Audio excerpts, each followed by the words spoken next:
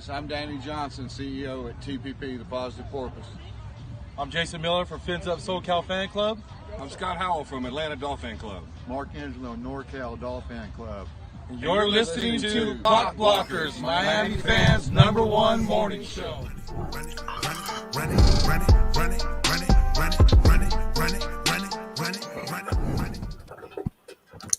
What is up, ladies and gentlemen? It is your boy, Stephen D, and we are live on this beautiful Tuesday morning. We're not doing Therapy Monday. Monday's gone. Monday's gone. It's in the past. It's another day. It's a beautiful week. Today's a new day of the week. That's how I'm looking at it. Yesterday's gone. Today's here. It's a beautiful day with beautiful people like yourself. So make sure when y'all are getting up here, y'all have hit that like button if you haven't done so already. And make sure you subscribe to the channel. Guys, we're real close to 8,000 subscribers to the channel. So I need your help. Make sure you guys hit the like button, subscribe to the channel. Let's go. I need your help. Come on. And make sure you share the link for the show today because we got a good one for you. We got a great one for you. Just so y'all know, later on in the show, I'm going to have my man Wayne Collard. That's right. Fins Nation UK founder, president from across the pond over in the UK. My little tea and crumpets. That's right. I hope Wayne's listening and he heard me do that impression of him because I don't think that's a good impression of him, but still, that's how I that's how I picture everybody from England talking, and I know that's not the case. But yeah, a little tea and crumpets. Okay. So that's what we're going to do today. We're going to do that later on in the show. So make sure you guys hang out and check us out and just hang out and have a good time. Guys, if you guys want to become a member of the YouTube channel, just come on, sign up, become a member of the channel. You know, you have a home here for you. This is where family is. I got to hit my godfather. My old guy. I used to do this. Well, you come to me on the day of my daughter's wedding. And you asked to become a member of the Miami Sports Music YouTube channel. How dare you? Okay, look, guys, I'm not saying that. I'm not the Godfather. Sign up, become a member. Join the family. Come on, guys. I want you guys here. This is a safe place for you. And this is a wonderful place because this is the best part of it. This is the best part about it. I went ahead and put the link to join the channel in the chat box, so make sure you guys check that out. Also, if you guys want to donate to the channel, help the channel grow, there's 3 different ways you guys can do it. Number 1, you guys can hit the YouTube live super chat, which is the $ down at the bottom of the chat box. You guys can click that if you're able to. If you guys don't want to do it through YouTube, you guys can do it through PayPal, which is MSM Podcast Network, or you guys can do the Cash App, which is $ money, MSM Podcast Network. If you guys donate to the channel, it goes right back into the channel. It goes right back into helping the channel grow. So, yeah. Also, one more thing before we go. Tail Greeter. Tail Greeter is our sponsor of the show. I want to give a big shout out to Tail Greeter, and I also have some big news. Hopefully, I'll get to announce tomorrow, if not later today. So be on the lookout for a big announcement with Tail Greeter. I am super excited about it. It's going to be awesome. If you guys don't know what Tail Greeter is, go to tailgreeter.com, type in East 32 Dolphins Tailgate. When you guys do that, okay, I want you guys to look at the bottom here. If you download the app today, when you guys sign up for the app, you'll use the promo code Miami Sports Music at sign up to receive discounts and promos. Okay? And then what you're going to do is you'll download the app on your App Store or Google Play Store. If you have a Crapple, I get it. I understand if you have an Apple iPhone because they're horrible. But if you have an Android, because Androids are the coolest phones in the world, you guys would go ahead and download that app right there on your Google Play Store and do that. Tail Greeter, the official sponsor of the Clock Blockers Morning Show. Make sure you use the promo code Miami Sports Music at sign up when you guys do that, okay? All right, guys. What's up? What's going on? Are y'all ready? I've left my man waiting long enough, and I apologize about that. So let's go ahead and bring him on. Daniel Oyefusi, what's up, brother? Stephen D, how you doing? How you doing, man?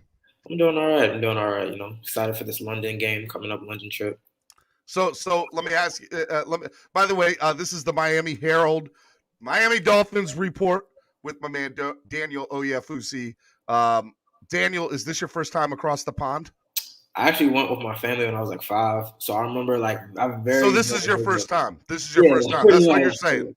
Pretty much. Yeah. So are you like, when do you fly out? I'll be leaving Thursday evening, and then I'll get there. The time difference, and it's 8-hour flight. I'll be getting there like Friday morning. Check Okay. in, relax for a little bit, and then the team has practice later in the afternoon. Do you know where you're staying at? I do, but I honestly forgot some type of Marriott where the NFL has the media set up. So it's they got shuttles to and from the practice facility or practice stadium and all that. So Well, let me tell you. Last time I went the last time the Dolphins went to London when they played the Saints, and I stayed in Kensington. And the only thing you got to know is the best thing to have as far as food is fish and chips. Man, okay? I heard some horror stories about the food. Fish and chips. That's your go-to safe bet, Daniel.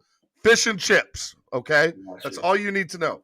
And then as far as like any other stuff, if you watch a little bit after you get off today, I'm gonna have my man Wayne Collard on. Yeah, you two should hook up. As a matter of fact, I might bring him on before you get out of here, so you two can meet online here. Yeah.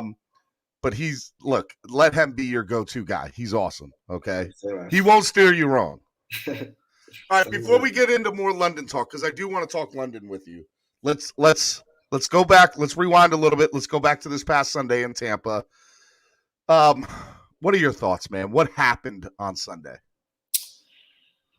I was thinking about how I'm gonna frame this loss, because when you look at a 45-17 score, I mean, there's teams like there's not much good you can take out of it. But I'm not one for just being naturally pessimistic. That's just not in my nature. I think that the team actually was relatively competitive, and I wrote that in my game story. They were relatively competitive for 3 quarters, and then obviously, you saw what great teams do, which is keep their foot on the gas, and what bad teams do, and is not be able to, string together possessions. I think that if you're looking at this kind of in context and bits and pieces, I think the offense is slowly but surely getting there. They're taking baby steps. They're shuffling the offensive line for the 5th time in as many games, and I think they might have something. I think they might have something with Eichenberg at left tackle, Austin Jackson at left guard. He was the highest rated PFF offensive lineman for the Dolphins yesterday, or on Sunday. Eichenberg, you mean? Yep. Exactly. So I think they might have something there. I know. I've gone back and forth with other media members about how good of a left guard can Austin Jackson be. But, I think a lot of the guys kind of framed it well. If he can't be a starting left tackle, maybe he can be a serviceable, and you can kind of salvage his early career by putting him at left guard. I think they have something there. Tua might be back this week. I'm actually really excited to see if he can come back and play, because really, Jacoby Brissett, God bless his heart, he's been trying, but he just hasn't really been able to get this offense going. Let's just say Jacoby's not the guy, Daniel. That's safe to say, right? He's not that guy. Okay. But, and I also, and something that I'm actually going to write about today, they built this entire offense. They went through this entire offseason and workout programs and training camp with an offense designed for Tua. And they've kind of got away from that a bit. Some of the they've had to. Yeah, some of the RPO, some of the pistols, they're not doing that. Tua in a small sample size has been more willing to throw the ball deep, a little more deeper than Jacoby. So I'm excited to see if he can come back. Tua's not going to fix everything. I got to tell you, he's not going to fix everything. If he does, he might be a top 10 quarterback, but I don't know if right now he's ready to kind of mask all the deficiencies with this team. But it's never a bad thing when you get your starting quarterback back in the lineup. And the thing is I've been kind of framing the season as this season was all about Tua and trying to see what he could do.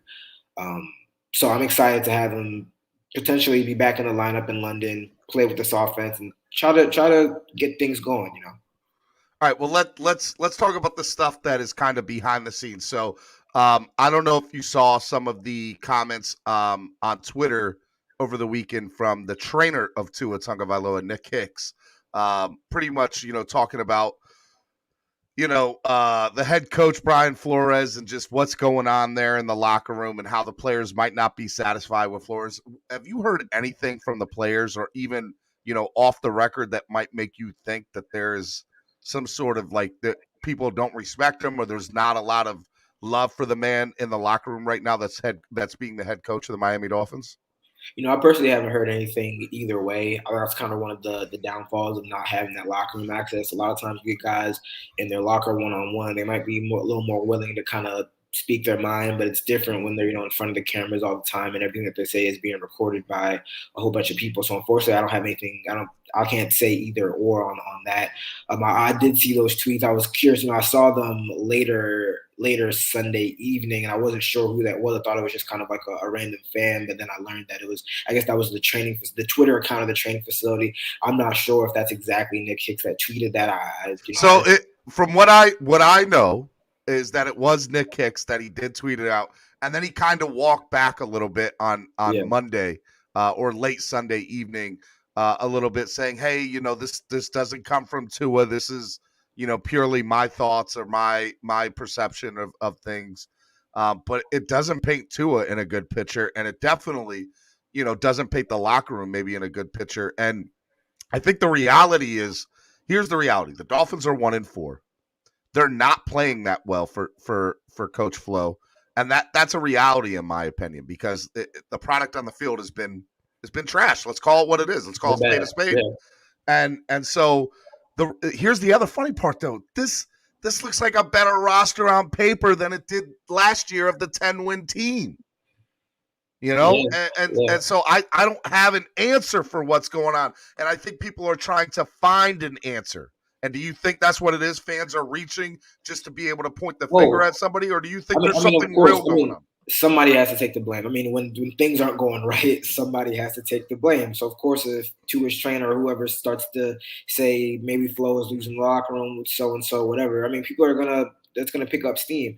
I will say, like you said, he said that he doesn't speak for Tua, but we've seen Brady's trainer do a whole bunch of press runs and say stuff and whatnot, and people will just naturally link that to say, oh, that's Brady's thinking. So, of course, if somebody who works close with Tua starts to say stuff like that, you're going to think, well, that's Tua's perception? Is that what he thinks Flores? I think that this is a lot of people saying that this is the biggest game of the season. I don't know about that, but this will be a very telling game in terms of whether Flores really has that locker room. I don't think they quit on him, but we're going to see how kind of good of a motivator and whether he can really rally the troops. And because, like I said, it's not like 2019 where nobody expects them to be good. They can release guys, bring guys off the street, and just kind of like, no, this is supposed to be the team that's supposed to take that next step. So for better or worse, it's going to be these guys. You're not going to, unless you get a big Deshaun Watson trade. These are going to be the guys in the foxhole for the rest of the season. So we're really going to see what this team is made of. And against the Jaguars, it's crazy saying we're going to see what they're about against the winless Jaguars. But still, they're going to have to go out and they're going to have to put these bad performances behind them and start to put out a good product. And it starts in London on Sunday. Hey, can you answer me something? I don't know if you're going to be able to answer this for me, but I don't know if you know this or not, Daniel. I am the president of the Kirk Merritt fan club. And I don't know why that man was not activated over Isaiah Ford, because it's absurd to me that Isaiah Ford was activated the day before over Kirk Merritt. Do you have an answer? Do you have an answer for that? They say he has 1,000 lives. You just can't kill him. He just always pops up. It's a good question. We didn't ask Flores about that just because he was. It was kind of activating the fourth, fifth receiver on the roster at that point. I think when you have those practice squad elevations, sometimes it comes down to special teams, maybe just comfort with the offense, maybe having a set of packages that you feel more comfortable with them doing. I did like Kirk Merritt, when I was here, able to see the last couple of weeks of training camp. I liked what I saw from Kirk Merritt. He was really good in that preseason game. I would have liked to see him get that chance as well. But, a lot of times it might come down to special teams. It might just not just be offensive minded with a decision like that. I just wanted to know if you had inside information on there, because it made me scratch my head, Daniel, and I don't know what to say, because if you go back and look at the transaction history for Isaiah Ford, he's been signed, released, traded, signed, release, traded, rinse, repeat. Do you get what I'm saying? 1,000 lives, man. I know. Oh man! All right, so let's talk a little bit about this Jaguars game. So they're going to play the number 1 overall pick in Trevor Lawrence. There's a lot of stuff going on And we're going to get to a little bit, look, yesterday was a crazy day in the NFL, right? Like John Gruden gets resigns late in the day, and you're starting to see kind of all this off the field publicity of head coaches bad, right? You look at what happened with John Gruden. You look what's happened with Urban Meyer in Jacksonville. Do you think, look, they have their own offset of, their own problems and situations that they're having to deal with in Jacksonville. My hope is that Miami takes ownership of that or takes advantage of that going into the game across the pond. Yeah, I mean, it's, when you have issues circulating and kind of festering over your head, it's a little bit harder to kind of focus on the game. And, we saw the Titans kind of push around the Jaguars. I mean, they're not a good team to begin with, but I'm sure it can't help when you get a bunch of questions about your coach not traveling back with you and whatnot. So, and that's what I mean, for as a mess as the Dolphins are, I mean, they're not the Jaguars. At least not yet. And we're gonna find out. You would think that when the schedule came out, a lot of people were like, "Oh, that's an easy dub right there." Playing the first overall pick and a first year head coach. A lot of people just said that was an easy dub. I don't think it's an easy dub. Trevor Lawrence has been playing a little bit better than the record suggests. They have some pieces on that team. They just haven't really been able to put it together. And again, I don't think it's an easy victory. I think it's going to be a tough one. I mean, the Dolphins haven't played. They haven't played well enough for us to say any game is an easy game. Because somebody mentioned it on Twitter. A lot of teams are looking at their schedule and saying the Dolphins, that's the easy dub. Yep, I think you did say that on Twitter, and I'm like, somebody else, but that's the Dolphins have to kind of regain that respect, and like I said, it starts with the Jaguars. We're gonna see what the team is about. I mean, on paper, this is a game that the Dolphins should win by 10 points, 13 points, but we'll see what they're about on Sunday. No, look, I totally get it. All right, let's talk about the travel for players going across the pond. So, when do the players head over? They're leaving around the same time as me. They have the practice, pushing up practice on Thursday. Then they'll leave, I guess, in the afternoon, late afternoon. So, I mean, if I had to guess, I mean, they might not. They probably get there around the same time that I would, honestly, maybe a little bit earlier. When it comes down to it, and you're starting to look at the travel in past years, the teams that have traveled across the pond usually have a bye week after the game. Yeah. The Dolphins had an opportunity to have that and took it later on in the season. They're not gonna be able to get that time difference or anything. Like, they're gonna have to go across the pond, play a game, and then come right back and play a game. Like, what is the schedule going to be like for these players? And do you think that'll play effect onto how well they play on Sunday? Because here's a reality. With the exception of one game, they have not fared well across the pond over there. Yeah, I mean, I'll tell you this. I mean, there's a reason why you don't see a lot of coaches and players get giddy for this game. I mean, even traveling across the country from the east to the west coast, from the west coast to east coast. I mean, guys don't really like that because your body has to adjust and whatnot. And I did have concerns about that for the following game against the Falcons. It will be interesting to see how somebody has to win this game. They're not the only guys. The Jaguars are in the same state and they're making the travel as well. So I mean, you can't use too much of that as an excuse. But that is a long flight. That is time that your body just needs to adjust. So that plays a factor in it. But in talking to Flores, we asked them about how the travel might impact the QB decision. Maybe because Tua's fractured ribs, Jacoby has a bum hamstring. I mean, he didn't want to start installing any excuses. He said, "Hey, we're traveling there. We're gonna try to make it as normal of a work week as possible, and then we got to play on Sunday. But we can't gloss over the fact that that time difference does kind of play a factor." To kind of go off the Dolphins here just for a little bit. By the way, your Twitter is popping, man. If you guys want to go see an awesome Twitter, go check out Daniel's Twitter, at Daniel Oyefusi, and you guys, it's good stuff. I'm trying to find a picture on Twitter of you in the press box in Tampa. Yeah, that is the greatest picture ever, and I wish I had it available to me right now because I'm trying to find it. They caught me slipping, man. Somebody came out with a camera, and I was like, "What's going on?" And people zooming in. Who tweeted that? Who tweeted that? I don't even know, man. Don't lie. Who was sitting next to you to the left? Who was sitting next to you to the left? It was Jordan McPherson, one of our other writers, and then it was Greg Cody, our columnist on the far side, on the close side. But I don't know if he tweeted out there. I guess he used it for his, a story he was writing. But they just caught me slipping. They got let you know you taking a picture. So Boy, you look like a deer in the headlights. You're I was lucky so I can't confused, find man. it right now. You're And lucky I can't find it right now. you But know if how you it go is. follow me on Twitter, I'm going to retweet it later You know today. how it is. Once the internet gets their hands on something, they start running away with it. So I became a meme for the moment, but the game was on, so I just ignored it. But it was definitely a great. 1234 Epps has a question for you. He goes, Daniel, question: are you enjoying covering the Dolphins or the other team you cover? You cover better, pros and cons. For those of you who don't know, Daniel used to cover the Baltimore Ravens, who played last night. One hell of a game last night. They keeping me up late. I've been going to sleep at 1 a.m. like every Monday night. So I got the bags under my eyes. You're like, Steven, man. I don't know if I should have agreed to come on this early. They look good, man. Lamar Jackson, Miami product. He looks good right now. I mean, for Daniel's question, I tell people all the time, look, it could be worse. We could be Detroit Lions fans. We could be Cleveland Browns fans. But the best part about being a Miami Dolphin fan is even when you lose, you're still in Miami. Hey man, I got the view right behind me. I'm living. I got a lot of people saying, why would you go from the Ravens to the Dolphins? Why not? Why not? It's an opportunity. It's a leap of faith. Miami Herald, Baltimore Sun. Of course, I'm going to take the Miami Herald. No diss on the Baltimore Sun. I'm just saying.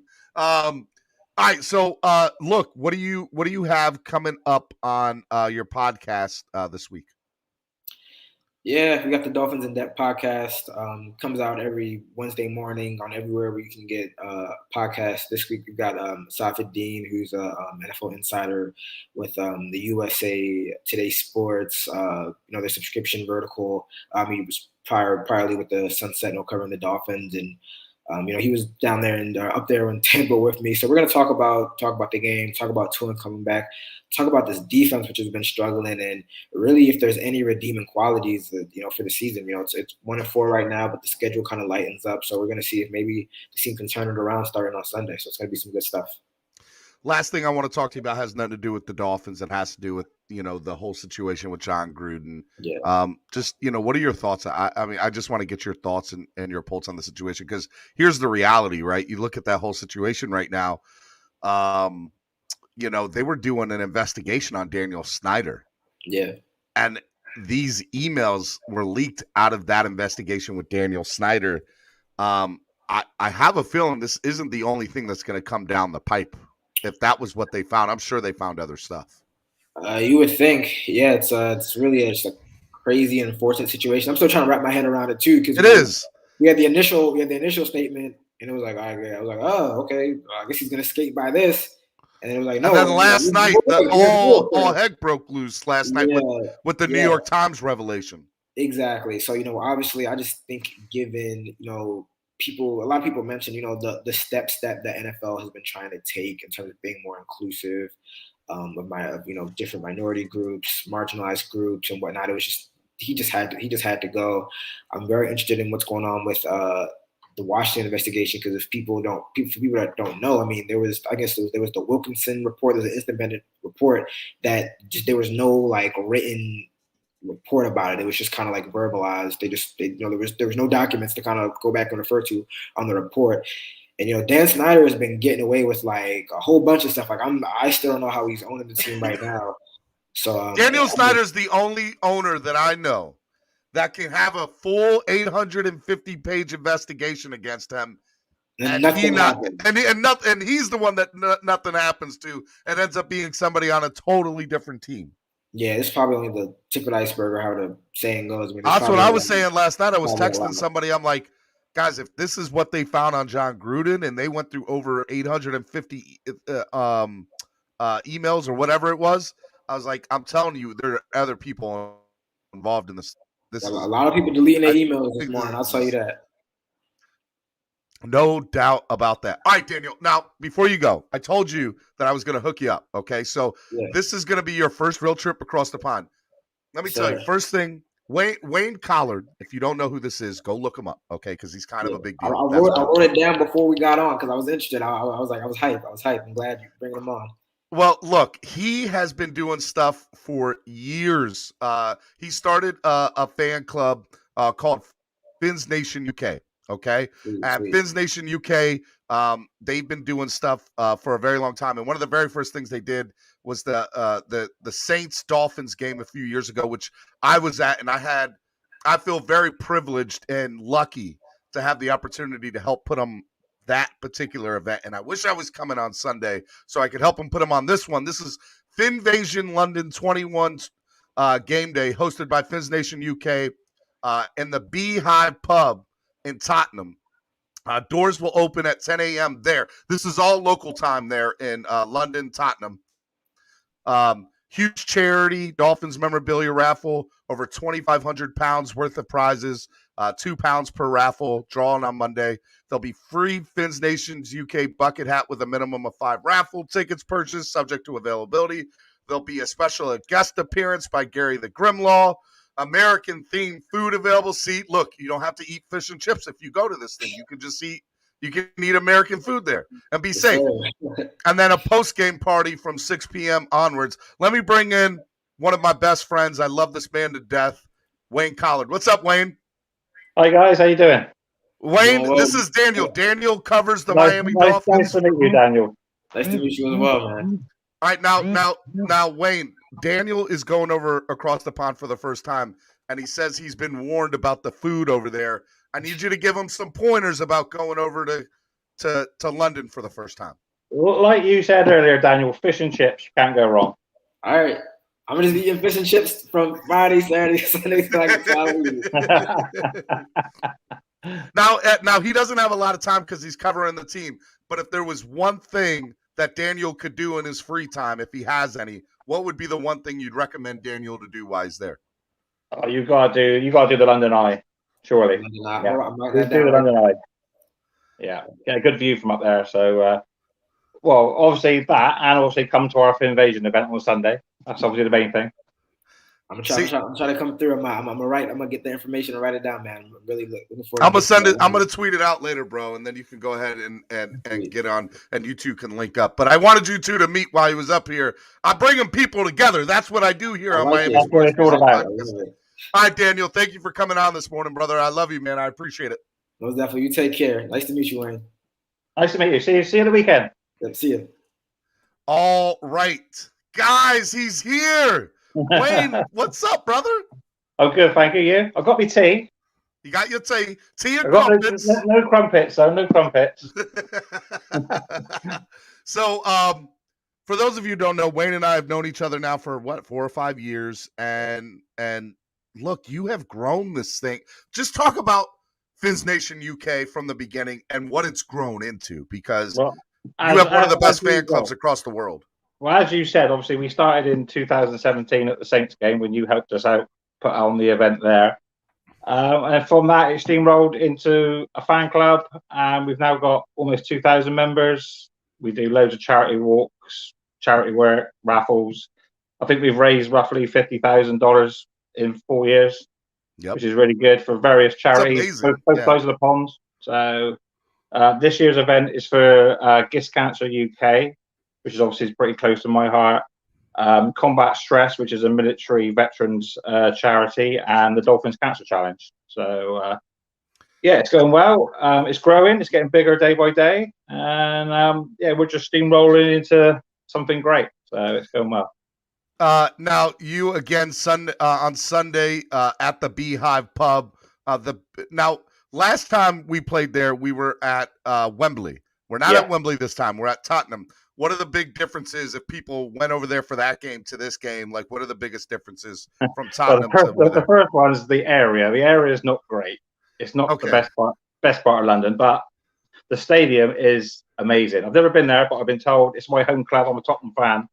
But apparently the stadium is amazing, and it's purpose-built for the NFL. So the pitch or the field is underneath the football pitch. Guys, just so you know, a pitch is a field. I'm just messing. Go ahead. So the field retracts back, and underneath is a NFL pitch underneath, AstroTurf pitch, field, whatever you want to call it. And it takes I think it's about 4 or 5 hours to transform from a soccer pitch to an NFL pitch. And it's purpose built. The changing rooms are NFL standard. It's a purpose-built NFL stadium. So we're lucky to have it over here. Yeah. Look, I really am excited about it. I really wish I was coming over. I'm so mad I'm not. Yeah, we wish you were coming too. So tell me, like, how are the guys? How is everybody over there? They're the as crew? mad and as crazy as ever. You know what they're like. They're probably on detox now, getting ready for the weekend. So you got to rest up. I get it. Yeah, I get it. I 100% get it. So what do you? For those of you who don't know, Wayne, you had your own personal health scare earlier last year, right? Was last year or the year before? Yeah. We did a charity walk last year. We walked 160 miles for charity. We did it fine, no problem. And a few days after I finished, I collapsed. I got rushed to hospital, and then we found out that I had a cancerous tumor. So I've had that now removed a year ago. A year ago today, I was actually still in hospital. So thankfully, I'm all clear, which is good. So I'm recovering well. My wife won't let me do any more crazy 160-mile charity walks. But no more charity walks for you, Wayne. No more crazy charity walks. I'm here to sell the tale, which is the main thing. So yeah, I'm all good. Recovering well. Your wonderful wife, Kay, who's the heartbeat of your family. Let's not call it what it is. She's just sat over here, funny enough. She's sat here with me. So. I'll get her on, man. Come here. Here she is. I miss you. What's up? Hi. How are you? Are you keeping him out of trouble? Well, trying to. It's so hard. Very hard. Those London chaps, you have to worry about them. I know. I blame Martin Liddon. He's a terrible influence. Now, a lot of men are bringing over their wives to London for the first time. Is there anything you recommend as far as shopping or the young ladies that might not be diehard Dolphin fans the way Wayne is to do over while they're waiting? Well, I tell you what, if they've got time to shop and they're allowed to shop, then shop, because it's a great place to shop. London, loads to do, loads to see. But my guess is, if you're coming over for fan club weekend, there's not a lot. There's no more time to do anything except fan club weekend. There really isn't. It's very much just football driven the whole week and drinking the whole weekend. Just letting your hair down and just have a really good time. I thought Southern people down in America knew how to drink till I went over to London and I realized America ain't got nothing on y'all when it comes to drinking in the pubs. They're crazy. I miss you so much. Good to see you. Oh yeah. Oh, it's really nice to see you. Your family okay? Yep, everybody is good. The kids are getting big. They're not like you're big. Your kids are. She's almost gone. She's not a baby no more. No, she's 18 now. Yeah. Oh man. So are you guys empty nesters yet? Are you guys have the place to yourself yet? No. We've actually, her boyfriend's moved in, so we've got an extra one now. That wasn't the goal here, Kay and Wayne. The goal was to get rid of people. I know, we're trying to kick them out. It's just not working, Stephen. They're just moving everybody in. All right, next London game, I'm going to come over. I'm going to help you all out. Don't even worry about that. I'll help you guys with that. Cool. All right, so the Beehive. Tell me about the Beehive. How did you guys? Good to see you. Kay. Yeah, good to see you. Take care. Lots of love. Lots of love. Yep. Wayne, tell me about the Beehive. How did you guys find that? Because I know last time we were in London. The Beehive. We got to thank Martin Liddon for that. Obviously, he is a connoisseur of many pubs, and he did a bit of a scouting mission for us last time the games were in Tottenham, and he found this pub, and it's huge. So we're hoping to get like 500 fans in there. The people that own the pub are fantastic. They've been really helpful. We're putting on, like I said, we're putting on the raffle. They let us put decorations up, and we've got Finns Nation beer mats, and we're doing giveaways and all stuff like that. They've been fantastic. It's a great pub. It's literally a 15-minute walk from the stadium, so we're going to wrap it up by about 12:30, 2 hours prior to kickoff. Plenty of time to walk to the stadium. It's not like when at Wembley you had a lot of stuff outside the stadium to do. Tottenham's not like that. There's nothing outside. There is a little bit outside, but not a lot. So literally everything at Tottenham is a bit like the way to explain it. The Atlanta Falcons Stadium. Everything's inside. They want you in early. They want you to buy the drinks inside. So there's not a lot outside. So that's why we're putting on like our event. So people got stuff to do for the morning. They can have a chat, have a drink, raise some money for charity. How many people does Tottenham hold?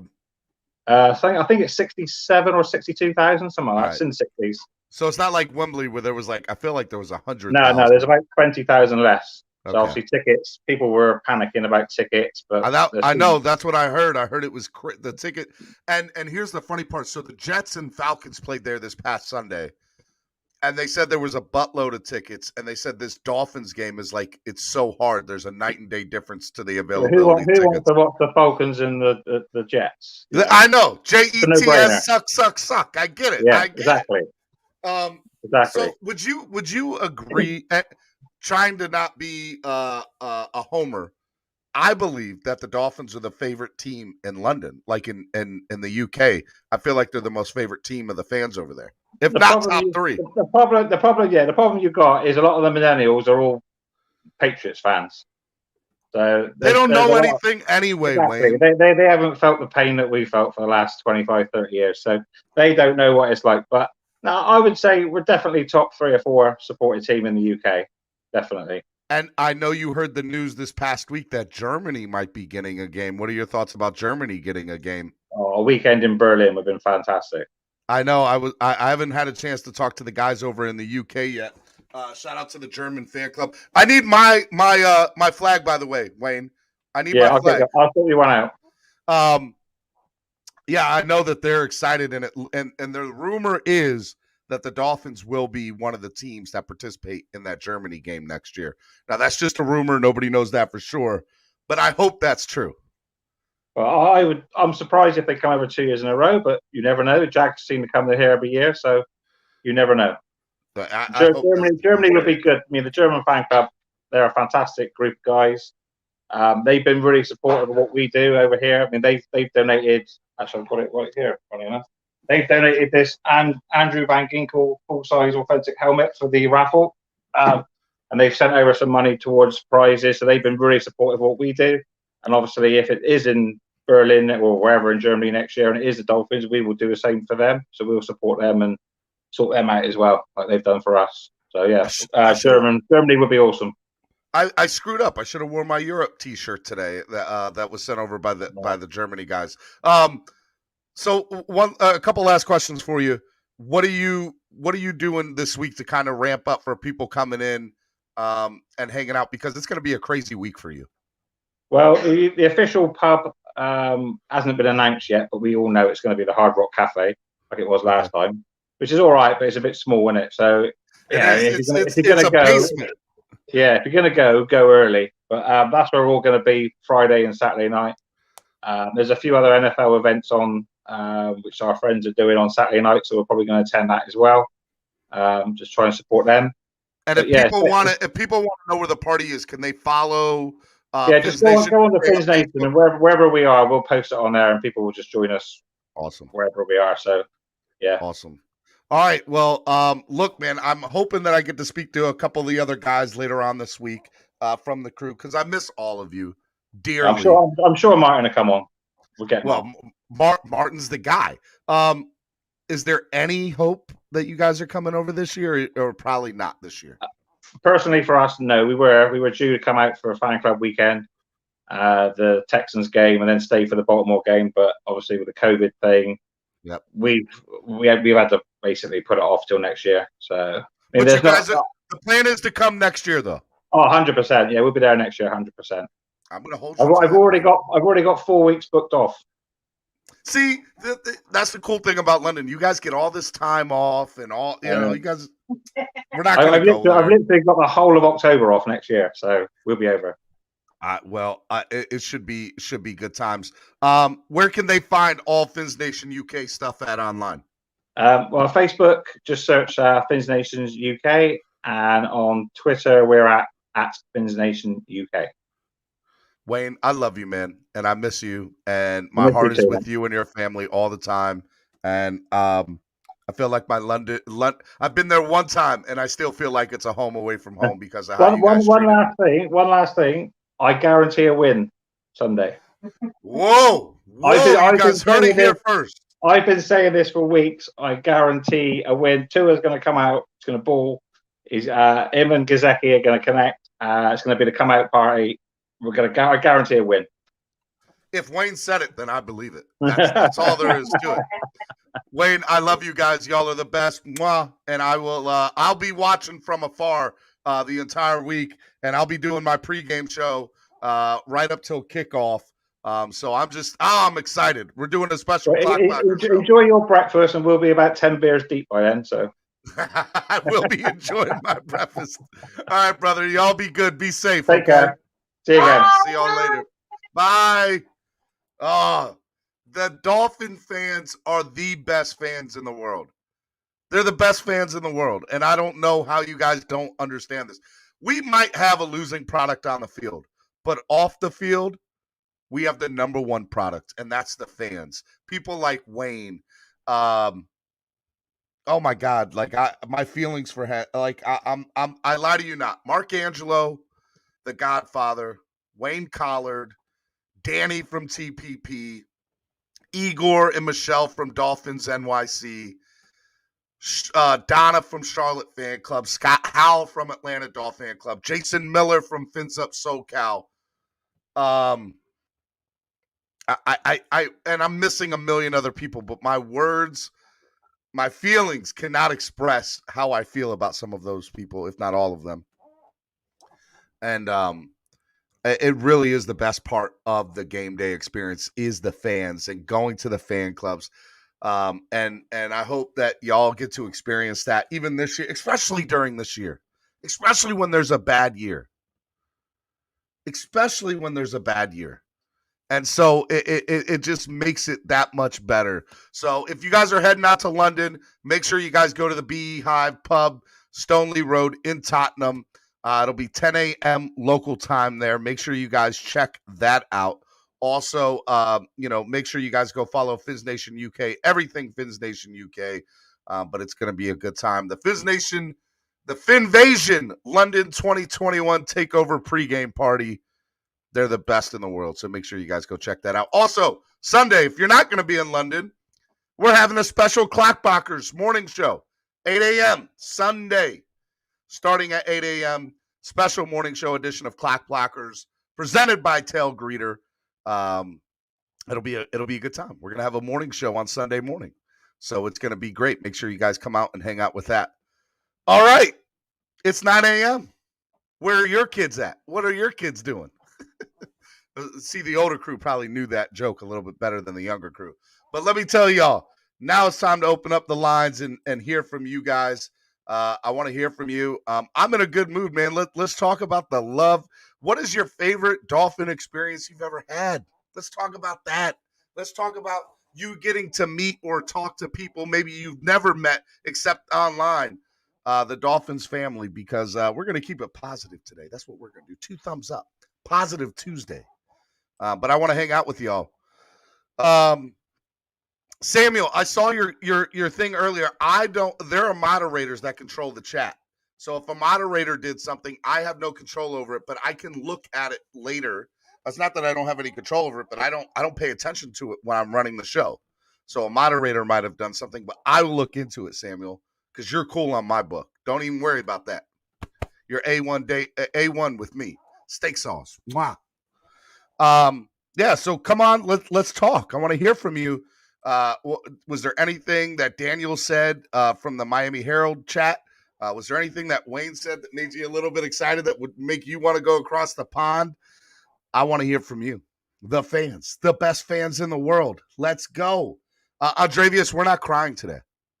We are not crying today, Andrevius. That's what we're not going to do today. Today's going to be Positive Tuesday. That's what we're going to do. We're going to have a positive day. We're going to talk about how the Dolphins are going to win handedly against the Jacksonville Jaguars on Sunday. You heard it from whatchamacallit. You heard it from my man Wayne. Wayne said Tua to Gesicki. That's what you're going to hear all day. So from his mouth to God's ears, I hope that's the truth, and I think it's going to be. So let's see what happens. Look, while you guys are waiting to come on, let's just kind of talk about some NFL stories that have popped up, and I'll wait for you to come on. I put in the chat the link to come on. This whole situation with John Gruden, I do want to briefly just talk about. It's crazy. It's absolutely insane. John Gruden wasn't even being investigated.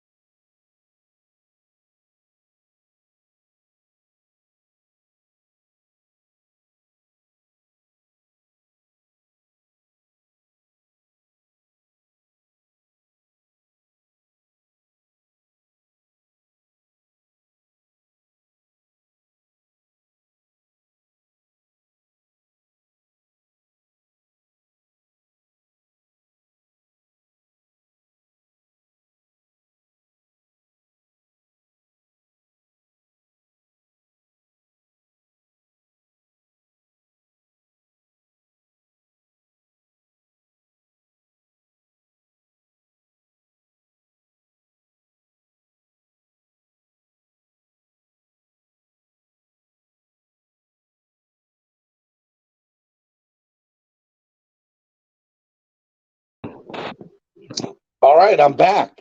I don't know what happened, but apparently my internet went out. So yeah, that's what just happened there. So I'm gonna do the show at the moment from the confines of my beautiful phone. So yeah, let me kind of make this. Look, we're gonna do what we do. That's what we're gonna do. John Gruden froze up. I don't think John Gruden froze me. Okay, come back, Steven. We miss you. I'm here. I'm here. Oh no, NFL took out Steven. That's okay. That is okay. I'm here. I haven't gone anywhere. Let's see who. If you guys want to come in, I'm going to let you guys in. I could use your help if you guys want to come in, because it's a little crazy to run the thing from the phone, but I can get you all in. So yeah, come on in. Let's talk. Let's have a good time. Steven, I need one of the, John Gruden, a wild boy in them emails. He is, man. He is. And that's what I was going to say. I'm telling you right now, if that's all they got, there's no way in the world that investigation has it where that's all that they have. It can't be. So there has to be somebody else that's like, I don't think this is the last domino to fall. I think this is the first of many dominoes to fall. And I could be wrong about that, but I feel like my odds are probably good with that and that feeling. Let me bring on 1, 2, 3, 4. Epps. What's up, 1, 2, 3, 4? What's up, brother? How you doing, man? You looking clean today? Yeah, I'm here. Can you hear me, Steven? Hello? Yeah, can you hear me? Hello? Yeah, I'm here. I can't hear you. I'm here. I can't hear you at all. I can hear you. Speak again. Yo. There we go. Yeah. Hey, we're all from the phone today. It is what it is. It is what it is, man. How's it going, man? What'd you think about Daniel's thing? And what did you think of my man Wayne from across the pond? Wayne, man, he looks like he's doing his thing over there in the UK. I love that, man. He's awesome, man. And as far as Daniel goes, man, I always like to hear what he has to say. He's a good kid, man. I think he's the future of beat writers, and I think he really has it to where I trust what he says. You know what I'm saying? Yeah, absolutely, man. He seems like he's got a good head on his shoulders. He seems like he knows what he's talking about. He seems like he's driven, and I like that, in any job you do. Definitely. All right, I think I got myself back on. All right, hold on. All right. Bam! Can you guys hear me? Oh, there we go. That's better. All right, I'm back. Where do you get that sweater, Steven? That's so fresh, man. Where did I get that sweater, dude? I got that sweater from my man Cameron Scott at East 32 Dolphins tailgate. Man, that's looking clean, bro. I'm just saying, it's good stuff. It's good stuff. Look, guys, I apologize for the technical issues that I'm having here. If it happens again, I will get right back on. Let me bring in my man Dolphin Don. What's up, Dolphin Don? What's up, man? Hey, I was going to say, man, you look like Evel Knievel if he joined the Dolphins right now. Except I ain't doing nothing Evel Knievel was doing. I don't like heights. I'm not doing that. No, sir. I'm with you on that. I don't like heights neither. Dolphin Don, what's up, man? How you doing this morning? Any thoughts on what Daniel said or what Wayne said earlier? Brohan, yeah, you know what? I've been away for a minute because some stuff happened with my wife at school and stuff, man. But anyway, Spread Kindness Friday, definitely, everybody. So please support that. Anyway, what I was going to say though is I've thought long and hard about the what's transpired so far, and really get down to it. The defense is doing what it's supposed to do. It's the players. We've got a couple of players like say Jerome Baker that are kind of a problem, and on offense, it seems like we're staking the season on Austin Jackson. So. Feels like, okay, we could do better. But I think it's just the way that the defense is predicated on the offense scoring a lot of points. Well, guess what? There's a problem with that formula. Look, I agree.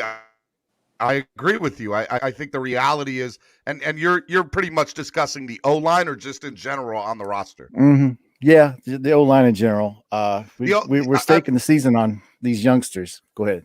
But I think the reality is that's where we're at, right? Like there's no other way to put it. You're not going to find anybody this late into the season. No.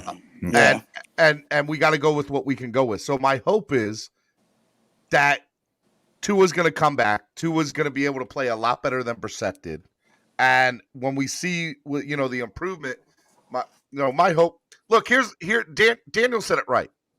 If Tua comes back and balls out, which is a big possibility, not out of the question that doesn't happen. All of a sudden, we go on a winning streak. Right. I mean, hey, we're right back in it. We're only 3 games out of first place, and even with that, a lot of teams in the AFC are sitting at 500 or right around 500. So we're not out of it. We're not out of it by any stretch of the imagination. And there's an extra game. There's an extra game. And the way the Colts played the Ravens last night made me feel a little bit better about losing to the Colts. Well, I'll tell you right now, the Colts look a hell of a lot better than I thought they were. Like they're the best. They're the best 1-4 team I've ever seen. You better. Yeah, I agree. They definitely look good. So what do y'all think about this Sunday playing Jacksonville? Because there's the other thing. Jacksonville's not a walkover. Like it's not a gimme game. They've lost a lot of games by just a couple points. Yep. 100%. To me, Trevor Lawrence, like even though he hasn't had the numbers that everybody wants, he does look elite at times. He looks good, so he's not a chump. He's not. The fact of the matter is, like you said, Steven, you're not going to find anybody right now at this time in the season, and we have to just. I think Estevan said it yesterday. We just have to ride this thing till the wheels fall off right now. See what we have in Tua. I was a little premature about going on Flores because I did hear a lot of people say he has earned, a chance to be able to fix this, and I agree with that now. I mean, here's the reality. Look, the whatchamacall. I think that when you look at it, I think that you see the possibility of he was coach of the year last year, in my opinion. He was up. Yeah, I agree too. I don't know why he wasn't. We can't come from he's being coach of the year to let's fire him. There's got to be some in between. Yeah. I mean, but every fan, when you lose 4 straight, fans just start wanting to say, "Hey, man, get rid of everyone." Right. Oh, yeah. Right. Yeah, just jump off the train. He's over. But I mean, another thing I wanted to touch on is when I was yesterday, it was the final thoughts. We were in overtime. You had to get to work. And I was saying, hey, man, we need to forget about this Herbert stuff because if you think about it, 28 teams in the NFL should have drafted Herbert, honestly, because there's only 3-4 quarterbacks that are even as good as him. He's in Mahomes' league right now, if you ask me. Well, at minimum, 5 other teams should have drafted Herbert. Exactly. Same thing with Mahomes. Everybody wishes they drafted Mahomes. You know what I mean? It is what it is. That's why I said I don't really agree with comparing Tua to Herbert because Tua is just so different in a situation. Herbert is so out of everyone's league right now that you really can't make that comparison. He's just so good. We got to forget about that and move on. Every time he throws 5 touchdowns, are we going to cry? We can't do that for another, like we did with Drew Brees. If drafting was an exact science, Tom Brady would not have went in the 6th round. Exactly. That's what I was trying to say yesterday. I know, TD, which I love his content, love TD. He said that he's young and they're both, came from the same draft. They're a good comparison. I just don't agree that they're a good comparison because I think Herbert is just, it kind of looks like Herbert's a generational talent. I could be wrong. I don't know, but it kind of looks like he just is out of all the quarterbacks leagues that was drafted in this draft. But the situation, and I don't want to get back to it, but that's what hurts, right? Like that's what hurts that we did it again. We exactly. Screwed up again. That's what I'm saying. And that's what hurts. The Drew Brees thing just had us every time. You know what did it is the sports. So there was a Sports Illustrated article. And I believe it was Sports Illustrated, but it was about an alternate universe where Drew Brees goes to Miami, Saban stays, and for 20 years it's Saban and Brees versus Brady and Belichick. you know, and could you have imagined those for 20 years, right? That would have been crazy. Where's the And portal? I like to go to that universe. I would love to go to that universe. That'd be a great alternate universe to go to. Yeah. And so I was like, man, we ever get a chance to have that opportunity I don't want to screw that up again. And it looks like we have. I mean, the book is still out, but I just want to win. I just want to win. I don't care who it's with. I want to win. That's it. We've been a quick fix ever since Dan Marino, man. Yeah, I get it. Rebuilding since 2000. We have been 72. Miami Dolphins rebuilding since 2000, no doubt. No doubt. But here's the other reality to that, right? That's where it goes into. I think Tua's the guy for the rest of the year. Yeah. Let him play. Agree. Let him play it out, and whatever. Let the chips fall where they may at that point. Because I think you go into the offseason, no matter what the outcome of the rest of this year is, you really get a good look to see what Tua's about as long as he plays the rest of the year. And it's not like he ain't got a whole lot of pressure on him. Doggone Herbert's putting extra pressure on him. We're 1-4. We're 1 here. You know what? You hit the nail on the head, Dolphin Don. We're 1-4. What does he have to lose? Nothing. We're already a bat. So all he can do is help this team go up. Yeah, we're playing with house money. Can't help this team get worse. We're already there. And as far as the whole Watson and all that stuff goes, I don't think Russell Wilson's staying in Seattle.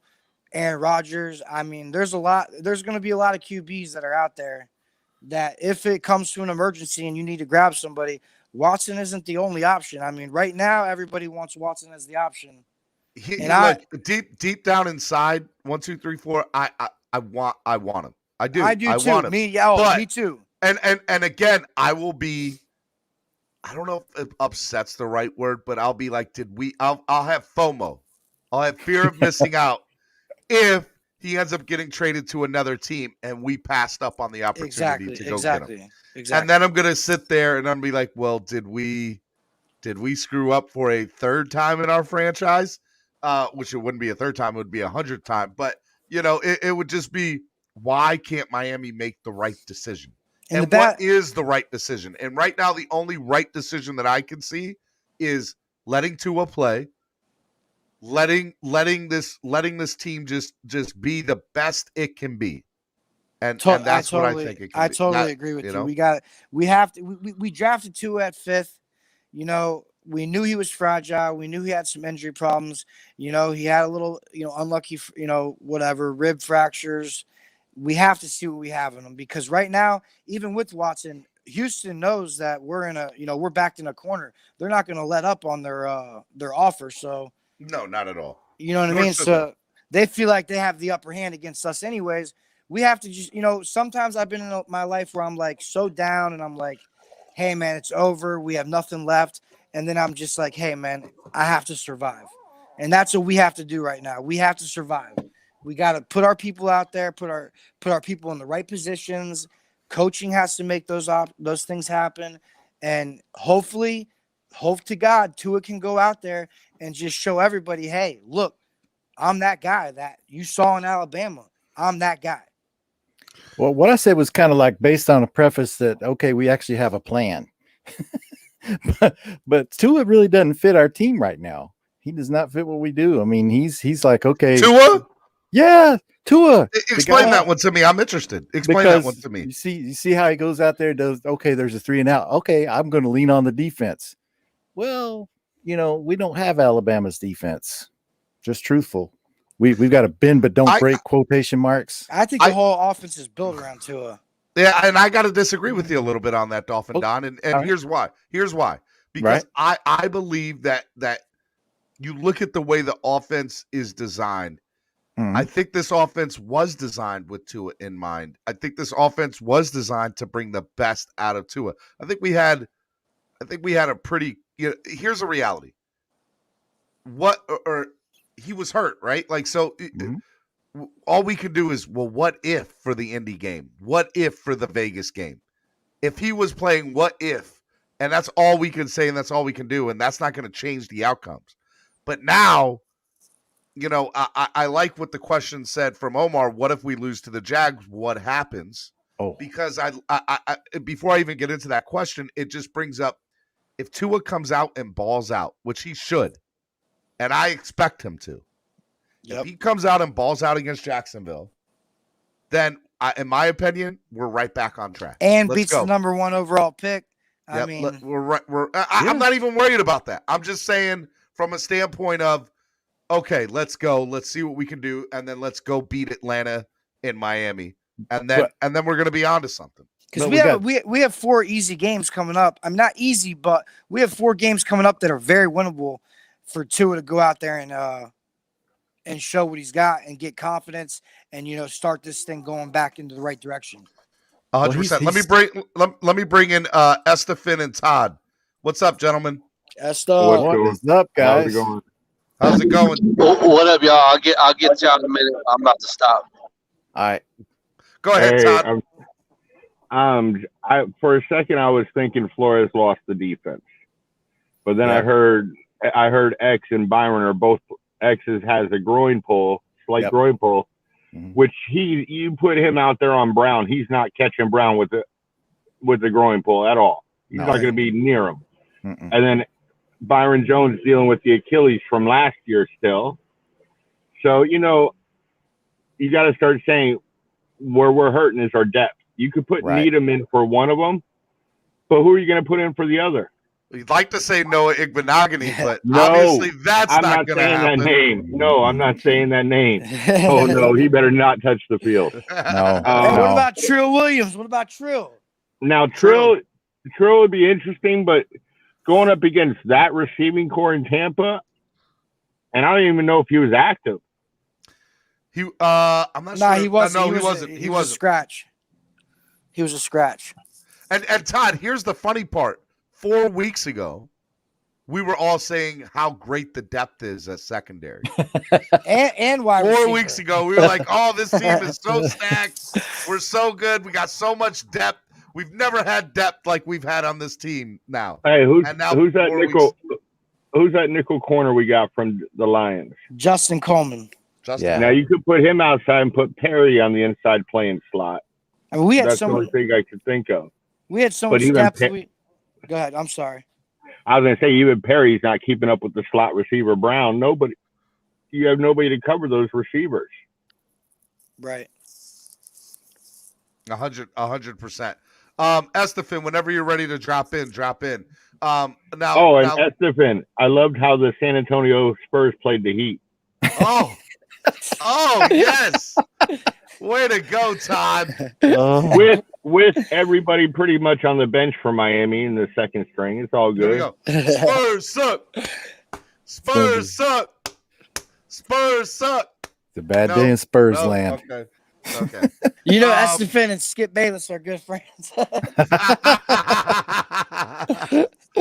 Oh, man. See, Estefan can't even defend himself. It's not fun when you can't defend yourself right now. All right. Nothing but love for Esther, man. I love the guy. No, same here. But as a Dolphins fan, man, he's family.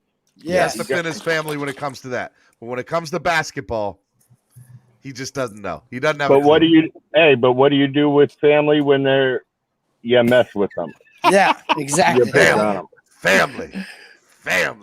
All right, guys, real quick. So let me ask you, how do you think playing across the pond is going to factor into, whether this team plays good or not? Because there's no bye week.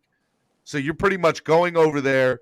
You're really not going to get – and I'm telling you, when you go over there, it takes a couple of days to get adjusted to the dime difference. Yeah. It does. It does, yeah. And so you're not going to have that. You're pretty much going to have to go over there, adjust right then and there, and then have the opportunity to go out and play. So I think I don't know. What do you guys think? I think it's going to be on the coaches and the players. They both have to have a game plan of how they're going to adjust to this situation, and they have to be prepared for it. I mean, sometimes things aren't easy, and you have to make a game plan, and you have to, put your foot forward, and you have to just make it happen. And that's what needs to happen with coaching and players as far as traveling far to London. You still have a game to win. You still have a job to do. Just because we're going to London doesn't mean the job is, you can just quit. You have to go out there and do your job, and you have to just, you have to adjust to it. You have to make plans ahead of time because you have to start adjusting your schedule now. Mm-hmm. You know what I mean? So you don't want to go there and just. That's an interesting point. I wonder if they are adjusting their schedule now so that they're ready when they go to London. Todd, any thoughts on that? That London trip can go. It can go either way.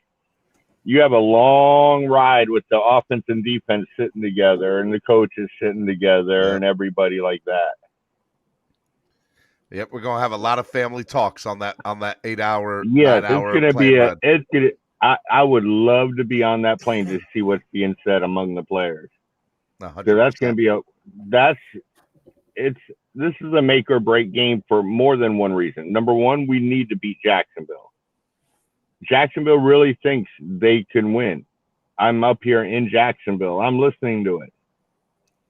Oh, they think this is where they're going to get their first win? Yeah, because think about this.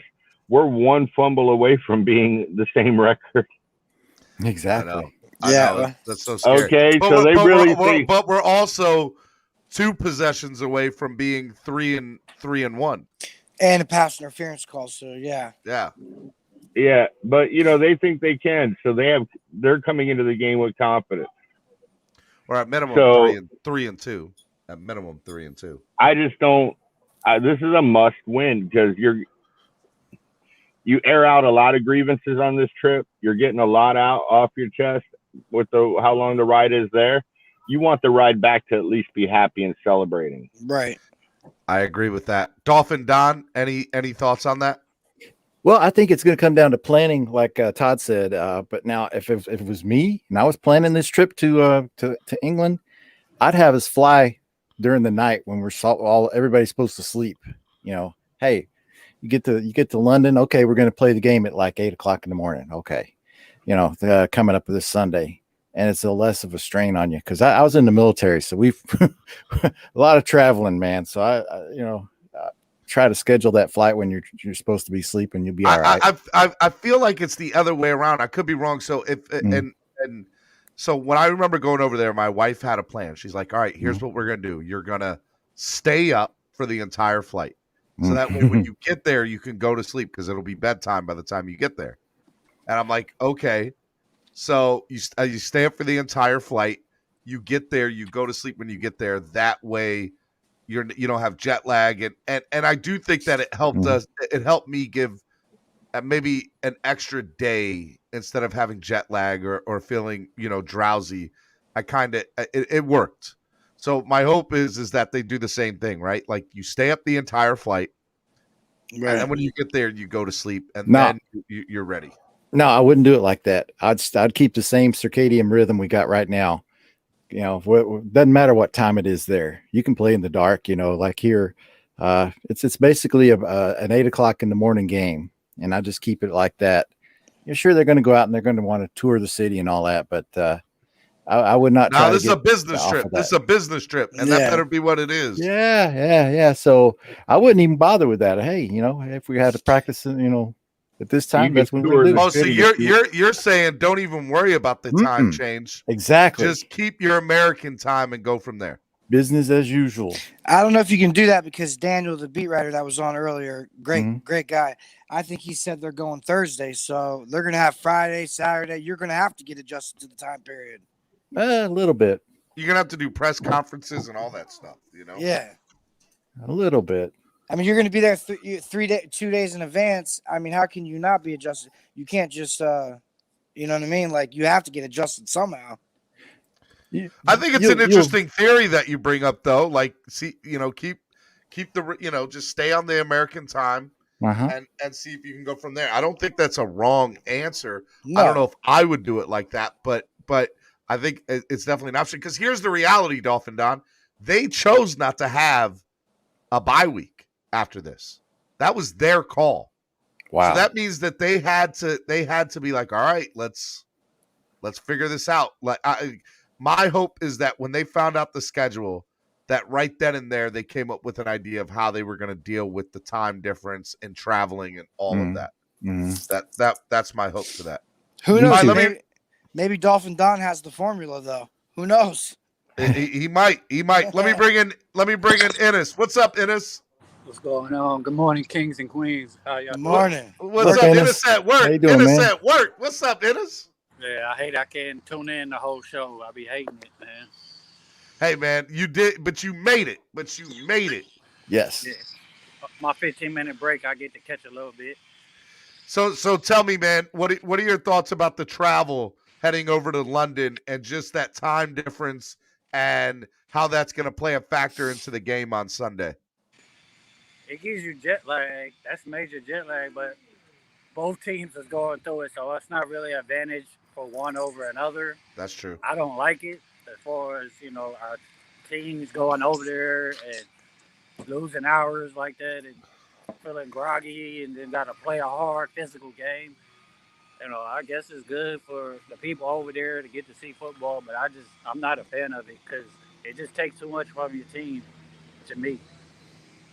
I mean, look, you're not the only person to feel like that. I do think there are people that feel like that. What I'll say is I'm glad Wayne and the Fizz Nation UK guys get to see their team in their home country. That's Right. awesome. That's what I'm saying. I support that. I'm happy for them as far as that. I'm not hating on them getting to see it. I just, It's got its pros and its cons. It's got its pros and its cons. It's got its pros and its cons, just like anything.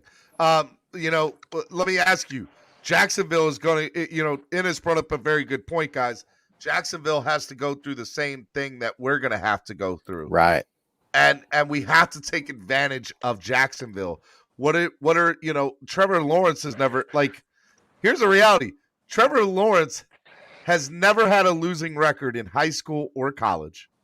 And this man is 0-5 right now, right? He's 0-5? Yeah, he's on 5.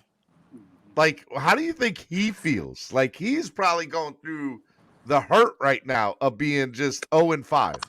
Well, I mean, his receiving core is they're pretty decimated. I think Chark's out. This should be a good bounce back for the defense, I think. If we can contain James Robinson, LaVista Chenault, Xavier Howard, and Byron can keep up with him easily.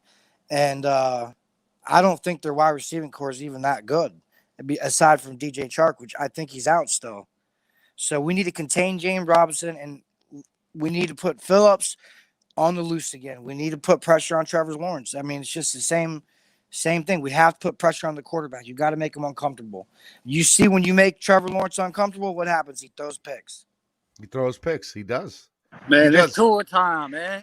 It's Tua time. We don't care about that. Tua time. I like it. If Tua goes out there and he starts throwing darts, Trevor's going to get real shaky. Well, I'll tell you who I want to see have a big game. I want to see Gesicki have a big game. Wayne hit the nail on the head. Gesicki's got to show up on Sunday. And it's not that he hasn't, by the way, the last few Sundays. I just think Tua needs to be looking for Gesicki. That should be where it's at. And it's time we paid Gesicki too. Sorry. Oh, we're far away from that, Dolphins. I don't even think we're even close to there. We should have paid him over Baker, but whatever. Exactly. Baker. I just keep shaking my head at that, man. It's funny. We could talk all we want, but here, let me try to bring in Estefan. Estefan, you there? Yeah, I'm here, man. I'm here. I heard a little bit of what you had to say, man. Well, bro, I just gotta say, you said something earlier about if Tua would have been in that Raiders game. Well, hold on. You haven't addressed the Spurs. You're not going to address the Spurs stuff? Hang on. Okay, let me finish. Before I get my train of thought. Damn it, Steven. Anyways, Spurs suck. Bro, you guys look. It sucks when you work all week, right? Most of us average work about 4 to 5 days out of the week, right? And so when I go out, I'm usually in work clothes during the weekday. But on my days off, bro, all I have is aqua and orange, bro. So, you know what I mean? When you don't, you guys, most of y'all are from Florida. So y'all are just, you know what I mean? Y'all can relate because not all of us. No, I'm North Carolina, bro. Yeah. I'm from Florida, living in North Carolina. So North Carolina. Ennis, where you at? Take yourself off mute, Ennis. Where you at? Texas, right? You're in Texas. Ennis is in Texas. Yeah. And I'm in Maryland. So nobody out here is living in Florida, Estefan. Your theory's wrong. It's been debunked. We're anomalies, bro, to most of the fan base. Most of them live in Florida, and so they all walk around and fester in their loser mentality, bro. Us, we walk around other fan bases, bro, and it's almost like, they'll ask me questions like, man, what happened to Tua? I thought he was going to be good. I'm like, damn, I'm not his agent. I don't know why he sucks. You know what I mean? I can't explain everything. I hope that he shows up Sunday so I don't have to explain to nobody why Tua sucks, bro. Even if he showed up to the Raider Colt game, there's stuff that Jacoby Brissett does that Tua can't do and won't ever be able to do. Whoa. And the way he used it. Yeah, no, that's a fact. That's a fact, whether y'all want to admit it or not, bro. Some of the stuff that he was doing as far as when he was having to escape, breaking tackles, yeah, Tua's not going to do that. So, and y'all, you cannot say it with a straight face and debate that. I'm going to say it right here. Look at my face, Estefan. I said it with a straight face. Second of all, Spoelstra, what the hell are y'all trying to compare him to Popovich for? Where did he get more than half of that team from? Where did all those superstars come from? I believe he got them from other teams, right? Most of our team are guys that we drafted, so I don't want to hear it. Whenever y'all can get it done through building it, then y'all can talk trash. Other than that, we're kings and y'all peasants, and that's why most of y'all have that peasant mentality to stick with Tua. Y'all don't even have the foresight to want to go get Watson. Hold on, Esther. I want Watson. I didn't never want Tua. You can ask my wife. I told her that I wanted Herbert out of Oregon. I told her that. I'm telling all these 2 years, bro. Yeah, I mean, I want Tua to succeed, but do I believe he's going? Estefan get all up in his Spurs feelings, bro. All up in your Spurs feelings. All up in them. Hey, look, here's the reality. I believe that you're wrong. Okay, that's just my opinion. I think that Tua is going to straight dominate on Sunday, and I believe that there is nothing that Brissett can do better than Tua. I'm talking about, bro, listen. Let me talk. Listen, I'm telling you right now, that man can't dress better than Tua. He can't be better than Tua. He can't throw a football better than Tua. He can't run better than Tua. Tua is 10 times better than Jacoby Brissett will ever be. I agree, but he can take a hit better than Tua. That's it. Yeah, he can't run. Tua can't run that 1 yard. He's got a lot more strength than Tua to be able to handle what's collapsing in the pocket around him. I'll tell you that because none of that helped him throw the ball. None of that helped him throw the ball. He's not accurate, and he throws terrible passes. Case closed. He missed Brissett, right? Jacoby misses checkdowns, Esther. Yeah. I mean, like, dude, he misses checkdowns. A little Estefan, table routes. Brissett just skipping on checkdowns in the first game, bro. He had opportunities to go to checkdowns. At least Brissett, there was times where he was going to take Estefan, he didn't complete the pass. Still got the ball. Did Tua win the first game? Tua won the first game, right, guys? Yeah, he did. So I'm just making sure because it sounds like did our defense? You could really say X won that game. Yeah, Xavier Howard won that game, but Tua is a relief pitcher. If Tua didn't play good, it wouldn't have mattered if the wanted to fit your narrative. But the fact is, Tua is not that good, and even Omar said it in training camp that the difference between Tua and Brissett, as far as talent, the fact that if there is a gap, it's very marginal. There's not a whole lot of difference between the bro. Let's get something straight. You are making. I'm putting you on mute for a sec because you're breaking up, and what you're saying is just horrible. Anyways, what I'm trying to tell you, Estefan, is that you're wrong. You're wrong, bro. And here's why you're wrong.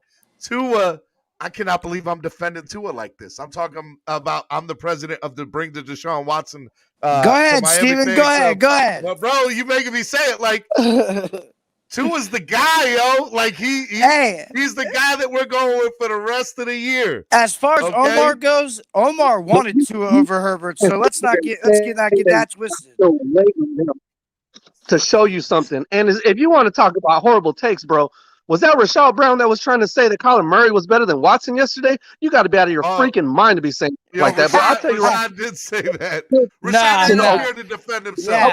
Yeah, that was crazy. That was crazy.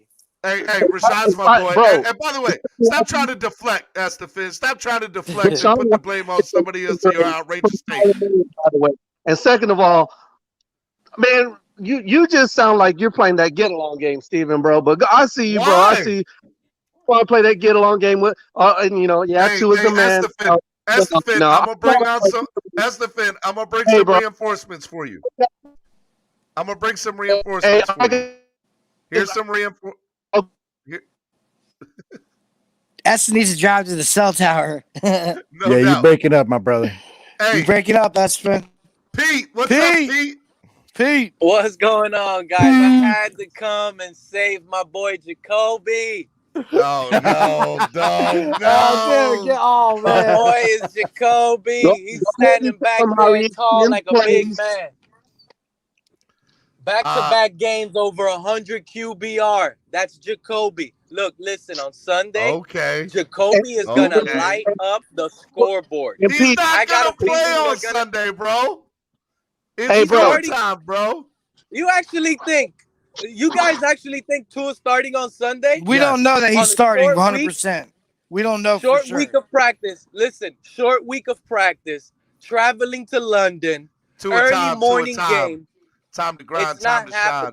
But if he ain't rested up by now, Pete, he ain't going to get rested up. I think he starts, Pete, because it's a must-win game. That's why I think he starts. Tua is going to play. You made a whole song for the dude. He's about to get traded. Listen, if it's a must-win game, then you would want to play Jacoby, right? He was hurt last week. I don't even know how healthy he is. It's a must-win game. You made me put money in my own swear jar. You know what? You just reminded me. True that. No. Jacoby's on one leg, bro. We're dealing with two backup injury-prone quarterbacks right now. That's what I'm saying. I don't even know how healthy. Should we do it? I don't know how healthy. I cannot believe you guys just made me be a pro to a person, right? Steven, I think we have to pull out the card. Is it Reed Sinnett? Oh, I've been telling you to start that. They should have put in Reed Sinnett. They should have put him in 2 weeks ago. Yeah, when Jacoby got hurt, they should have put in Reed Sinnett just to see a little bit of what he had. Get me started on Reed Sinnett. Listen, me personally, if Tua's not ready to go, I'm starting Jacoby. But if I see and I'm starting Jacoby and I'm starting him with a leash, the first little mistake, I'm taking you out. And I'm putting Reed what Sinnett. Makes you think that would be the case? Flores has not done that. If God forbid Jacoby starts, number one, that means Tua didn't come off the IR. That's one. Number two, if that is the case, that means he's going to play the whole game unless an injury occurs, a big-time injury. Because Jacoby ain't coming off that field for any offensive plays unless he's being told. How Flores is. Once you start turning that ball over, it just has to be your fault. Not the fumbles with the sacks and pressure. But if Jacoby throws an interception or two early in that game and we're not moving the ball, I could see Flores putting him on the bench and saying, hey, your leg is messed up, bro. You're not giving us what we need, and putting Reed Sinnett in. I could see that too, Pete. I could. Let me bring on Stephen D. Hater, Tua Near Fan Club President, Andrevius. Hello, Andrevius. What am I listening to, fellas? What the heck am I listening to? Let's just get something straight. Number one, welcome back to the show, because I see you've been in the chat the last few days not wanting to get onto the panel. That's one. No, I got a job, sir. Sometimes I got to, pretend like I'm working for real.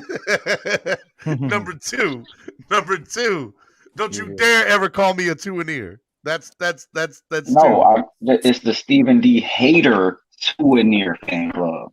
We hate you, and we're Tua-neer fans.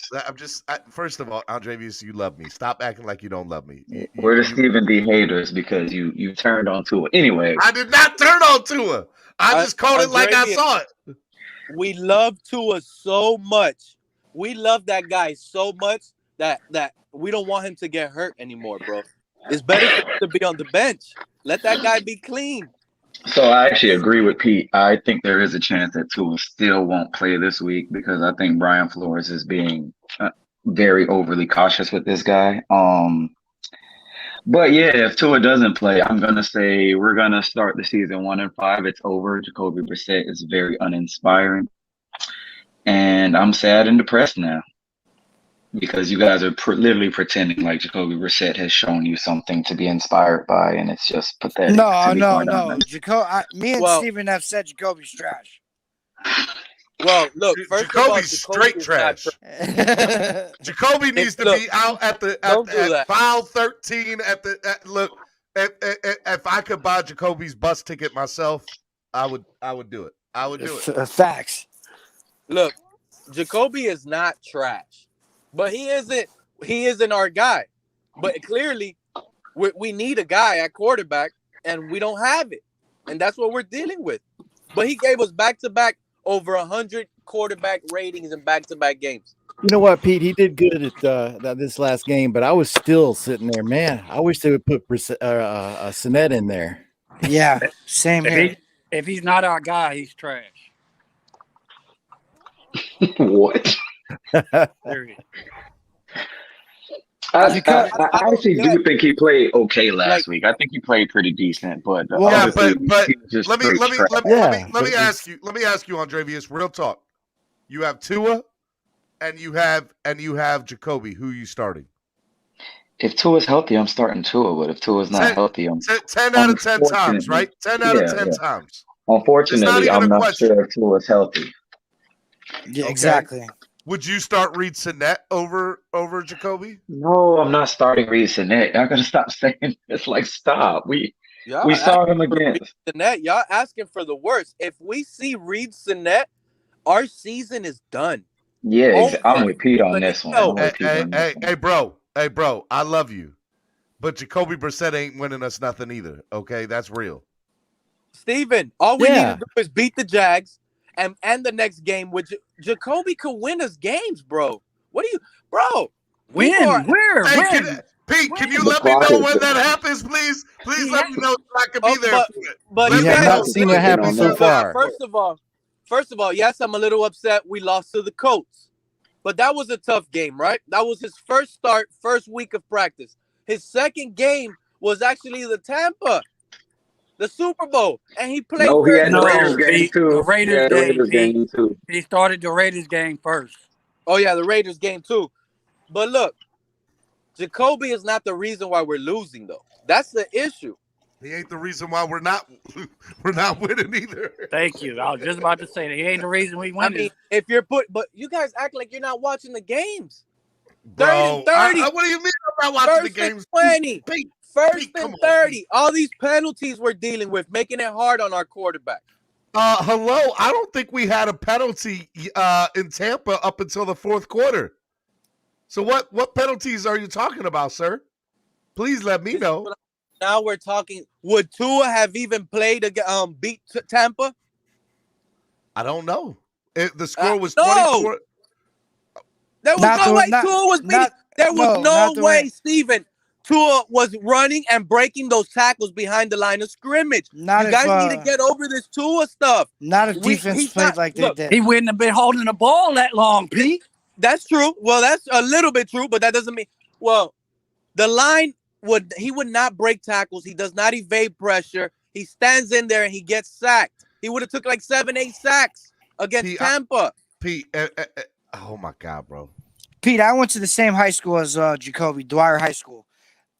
I want Jacoby to be good, but listen, if you think our season hangs on Jacoby Brissett, our season, bro, it's gonna be a long rest of the season. That's all. That's all I'm saying. I don't think Tua wins that Tampa Bay game. I don't think anybody wins that Tampa Bay game. I don't even think Deshaun Watson wins that Tampa Bay game. All I'm gonna say is, but I think Tua wins one of those two games between the Colts and the Raiders. At least. I'm gonna call it. I'm gonna do y'all one better. If Tua plays against the Colts in Vegas, we're 3-2 right now. I'm calling it. Straight like that. He beats Vegas, the same team he got benched on last year. I'm just saying. That was last year. That was last year. Oh, that was last year. Tua is not beating. Look, number one, Tua is not beating any team that rushes 4 and gets consistent pressure.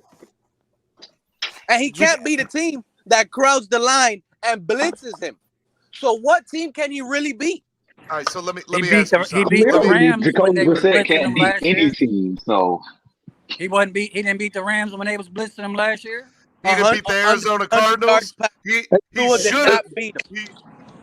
Tua averaged 25 yards a quarter against the Rams. That we don't realize that Jacoby Brissett actually had a decent game, and our defense did not help out. And then you had somebody like Chris Mortensen say the next week pregame before we play the next game after the Bills, the Colts, sitting there telling you about how he could have put a flap jacket and shot it up like everybody else, bro. We're that naive, bro, that we just completely disregard what everybody else is saying about our quarterback, bro. Like I just can't believe it, man. What's so soft is it's ridiculous. I think Tua is going to stink up the joint. Honestly, I honestly believe that, but I hope he doesn't.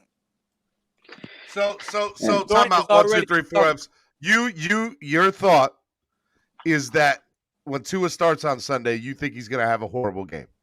If he starts Sunday, which I don't think he might not, because I just. But the question is, if he does, you think he's not going to have a good game? If I had to put money on it, or I would say Tua has stinks the joint up.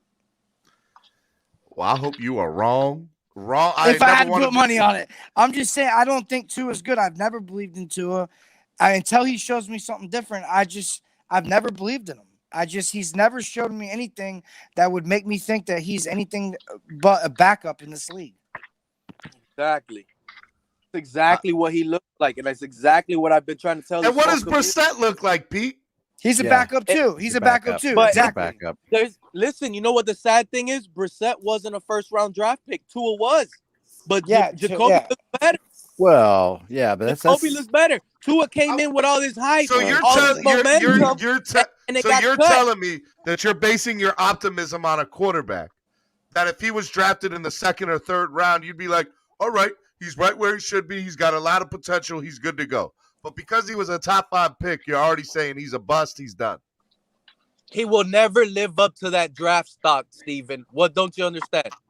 I'm telling you right now. So I have said this vehemently on my channel, even when I have been pro Deshaun Watson, bring Deshaun Watson to Miami, which I still am, by the way, just so everybody knows. Right. But I also will say that Tua is going to be a good quarterback in this league. The question is when and for who. In the right system, maybe. When and for who are the two questions that need to be answered. Steven, I'm going to say Sunday, October 17th. Listen to this, Steven. Our coach doesn't even want him, right? That's number one. Our own coach. Other teams in the league in the offseason were desperate for quarterbacks. Nobody wanted him. Nobody's trading for Tua. We weren't trading him. Oh, yeah. We weren't trading him? We weren't trying to get Deshaun Watson? We were trying to get Deshaun Watson, not trying to get rid of Tua. Well, let me tell you something. There's a difference. No, there's no difference. You want to know why there's no difference? Coming out of college, Watson would love all the accolades Tua had. Coming out of college, Watson didn't look half nearly as good as Tua. So the Dolphins should not even be in quarterback conversations and trade talks because Tua should actually be better than Watson, than Mahomes, than a lot of these other guys. Because he's better than them in college. He broke every record. Two things. Number one, college is a different game than the NFL. Look at Marcus Mariota. Yep, that's one. Number two. If anybody anywhere said that Tua was going to be better than Mahomes, please walk them over here so I can please give them a swift kick in the butt.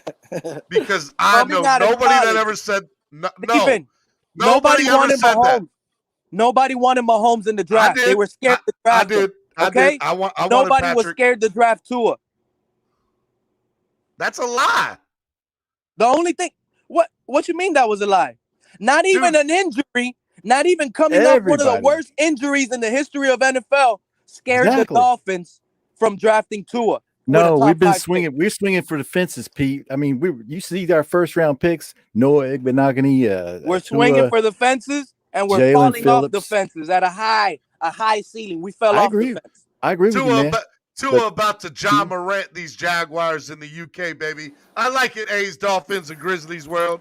I agree. I think Tua was just the worst pick that we could have made. He was. I mean, his fragility is just. I think that he's not going to succeed in the NFL. What fragility ain't no word. I'm making it. But we're swinging for the fences. Yeah. But what I'm saying is, I think that Don't call that man's grammar out. Tua's not going to be successful in this league because he's too fragile. I disagree. That's my thing. That's why I think he's gonna do bad in this league. He just can't. I don't think Tua's ever gonna be healthy. 1, 2, 3, 4. FT got murdered on that hit in Buffalo. So did David Mills. So did David Mills. So did Justin Herbert. I've seen Tannehill take 1,000 hits like that. Did you see Joe Burrow get hit yesterday? Well, on Sunday on a run play. Joe Burrow is twice the size of Tua, bro. That's what I'm saying. Joe Burrow is coming off a leg injury. He scrambles and almost gets killed, bro, to try to run for a first down. He didn't slide. He don't care. He put his body on the line for his team, bro. Same with Daniel Jones. Oh, I saw the Daniel Jones one too. I saw it. So we're only counting the hits that they get hit and they don't get injured, and we don't care about when they get hit and do get injured. That's what I'm saying is that injury that Tua got from AJ Epinesa, I don't think that was a really big hit like that. That's just my thing. And I'm gonna continue. Now, this is my theory, right? This is my theory. This is me. I truly think the coaching staff is just not happy. They faked this injury because we have not seen any. They faked it. No. Fake news, bro. I'm about to this guy is not injured, bro. You can't say that, bro. That's just me, bro. I love you. He did not fake fractured ribs, man. You're the man. You are the man. Pete, I love you. I love you. Just that's but all I mean, know. Steven, did you not watch Tannehill for 7 years? Did you not see him take way worse hits than Tua took on those fractured ribs and get right back up? That's because he couldn't see a sack coming. I'm about to ask a question that the man landed on him. I'm about to ask a question that I really don't want to know the answer to, that I'm sure is going to cause a lot of controversy here. Would you rather have Ryan Tannehill or Tua Tagovailoa right now? Ryan Tannehill. I actually supported Ryan Tannehill when he was here, but when we moved on from him, it was time to move on for him. So no, I agree with that, but I mean, I just think that if you were talking about right now, better chance to win our next games, Ryan Tannehill gives us a better chance than Tua Tagovailoa. Easy. I think if Ryan Tannehill was here, we would still be having the same issues with Ryan Tannehill. We went through it for 7 years. With what else did you need? Yep. 100%. You see, the Titans did with Tannehill. They let him free. They let him loose. Do you want to know why? Do you want to know why Tannehill's successful right now? Because he's in the perfect system for him. With Derrick Henry, yeah, he's in the perfect system for him. Not because he's a great quarterback, because he's in the perfect system for him. He never would have gotten that here. There's nothing that ever would have shown that he would have gotten that here, especially now. There's nothing. He would have not been successful here. Tua, with the exception of Deshaun Watson, Tua gives this franchise the best opportunity to win. That's the exception of Deshaun Watson. I wholeheartedly disagree with that. I think Jacoby, but number one, we're definitely going to agree to disagree on that. That's fine. Remember, you guys love the offensive line.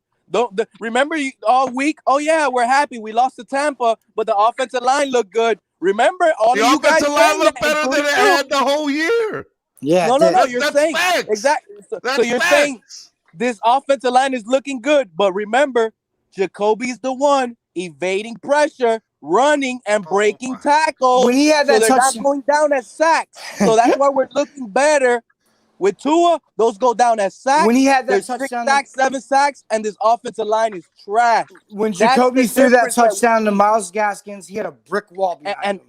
And Go to the watch it. Tannehill stuff, dude, if we had Tannehill, we would not be where we're at right now. That's a lie. Lies. And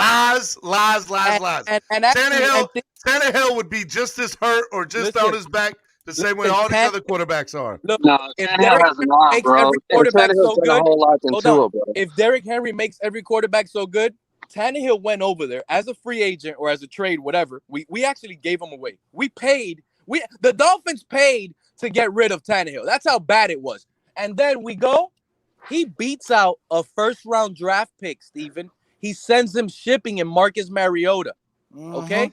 Marcus Mariota was already done. He sent a first-round draft pick shipping. He sent them out of there. Oh, my God. You're giving that Doesn't man matter. way more credit That's what he did.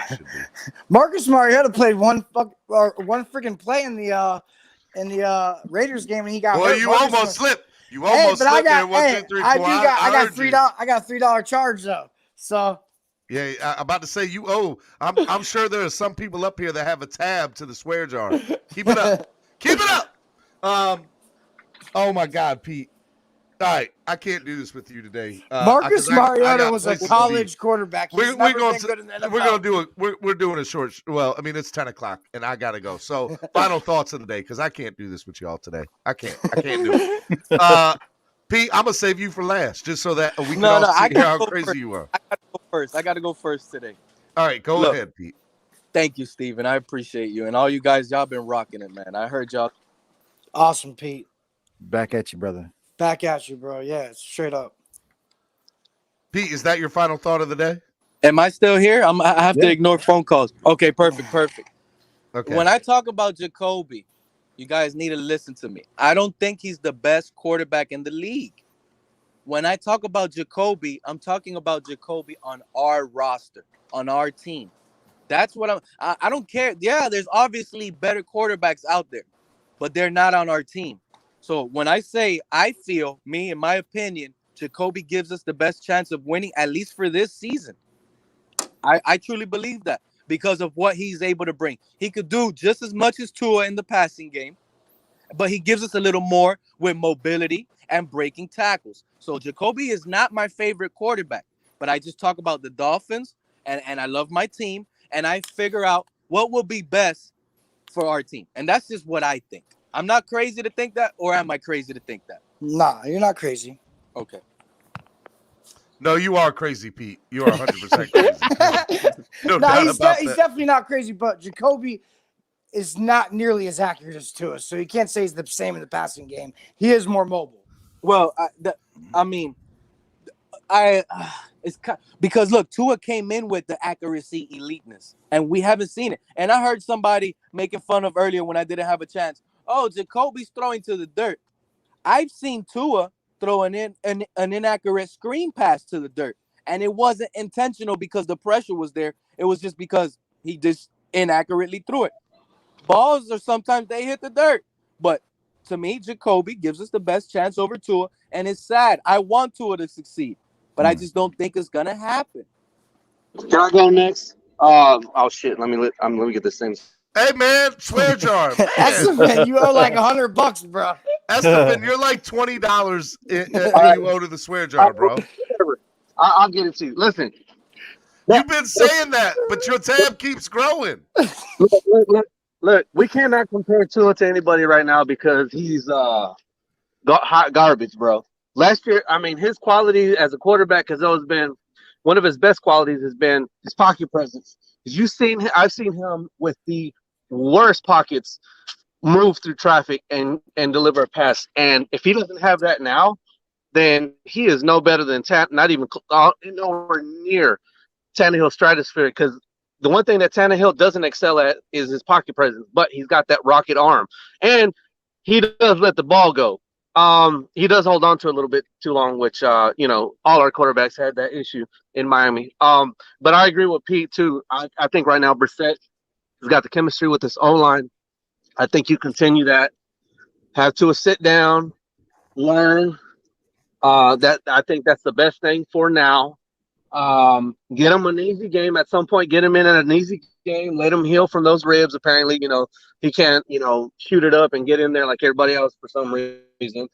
Let him sit for a game against a cupcake. See if he can look good in that game, and take on a real opponent and see if he can look anywhere near in Justin Herbert's realm. Because right now I'm telling you, Justin Herbert is slaying dragons left and right. He's got that team at number one in the most competitive division in the NFL, the AFC West, and he just beat the Brownies, a top potential playoff team. So no, yeah, we got to compare those two. Hey, sir, Chef Jew says that you owe $20. Pay up, bro. Okay, you owe $20 for the square jar. I love Estefan, and you know how much you guys remember. I'll give you a rain check from them. But I hope when Tua does take the field, I hope he does well, and we finally have a quarterback. But I don't see it happening. So, all right, we're gonna get you on a payment plan. Okay. It's about to hit your credit. A dollar a day. I love you. We're sending out See to you later, the credit bro. bureaus. Oh man. All right. Pete, you're gone, right? You're done. You've had your final say, bro, right? Pretty much. All right. I love you, Pete. I love You're you crazy, guys too, but man. I You love guys you. have a blessed day, man. I'm Yeah, you too, Pete. Esther, bro. man. Y'all have a blessed day, man. Be safe out there. All righty. Who should let's go to 1, 2, 3, 4 apps. I'm the same way, man. I don't think I'm with Esther. I don't think Tua is going to look good. But at this point, I hate to tell everybody. I know everybody's not going to want to hear it. Our season's already over, in my opinion. It is not. I disagree. I know you disagree, but I think it's over. But I mean, I think we need to put Tua out there, see what we have in him. Hopefully, we have something like Esther said. I don't think we do, but I also don't think Jacoby Brissett is the answer. I don't believe that at all. He's just not good. I mean, he's just not good at all. But like I said, Tua hasn't showed me anything that's making him elite. He needs to change our minds. He needs to go out there and do something. That's a simple fact. I pray to God that Tua goes out there and fries this Jaguars defense up. If he plays, I do. I really do. And everybody here, Steven, thank you. Everybody here, man, y'all have a blessed day, man, and I appreciate everybody's opinions and everything. Y'all make me think about a lot of things, man, when you guys bring up your thoughts and everything. Y'all are all great, man, and nothing but love, man. Fins up. Love you, brother. Be good. Right back at you, Epps. I want to remind everybody real quick before you go, Dolphin Don. Tonight, Hellfins live Tuesday night, 9 p.m. Eastern Standard Time, the #1 Spanish-speaking Miami Dolphins podcast. You speak a little Espanol, even if you don't, please go there and just show them love by hitting that like button, donating to the channel, whatever you can do to help that thing grow. We want to just be part of the Fins family, and they're part of the Fins family. So go support Hellfins, Spanish-speaking Miami Dolphins podcast tonight at 9 p.m. tonight. Make sure you guys go do that. All right, Dolphin Don, floor is yours. All right. Well, I was watching this Tampa Bay game, and I was thinking to myself, oh, my God, we are the NFL's equivalent to the Jamaican bobsled team. Oh, wow. You really went there. Yeah, I was like, oh, things are bad. And then, like I said, I thought about things, and I put things into perspective. Okay, the balance is off. Why is the balance off? Okay, the offense. And then I've got renewed faith in Flores and the team, and also Tua, because he got some time on the bench that he never got. He was robbed of that last year. So basically what you're saying is, Dolphin Don, is that we need to get the team to look at themselves in the mirror and go, I have pride. I have power. Exactly. I'm a badass mother who don't take no crap off nobody. Again. That's how the offensive line played. I mean, it's almost like when you get a cold, it's like, man, I'm going to be sick forever. All of a sudden, recovery is swift. So if Tua starts balling out, like, I think he might, because he's had some time on the bench to watch things and learn that he didn't get last year. He's like, hey, you starting? What? Here you go, kid. So hey, I'm going to wait and see what happens on Sunday, and I'm hoping for good things. I'm hoping for good things too. Definitely. Yep. All right. Bless y'all. All right, man. Be good, brother. All right.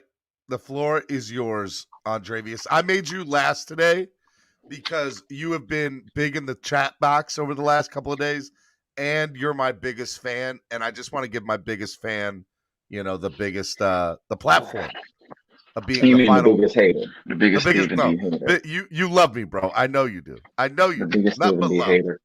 So I just want to say, I still got this sneaky suspicion that Tua's not going to play this weekend, and that makes me depressed. But I think the Jaguars are so bad. I don't know what y'all see in the Jaguars saying they're not as bad as we think. They're pretty good. They're pretty damn bad. I'll give my dollar to the swear job, but they're pretty damn bad. That's so $2. You said it twice. That's even $2. even if Jacoby Brissett starts this weekend, I think we should get a win. If we don't win by at least like 10 points, yes, this season it's over. Let it go. We need to let it go. Start thinking about the heat season or something. I don't know. Anyways, but yeah, but I do think when Tua does come back, he's gonna ball out. I don't care what you guys say, and I want apologies from everybody when he does. Apologies all around. I'm not apologizing because I think he is gonna ball out. I've said that he is. Did I not say that?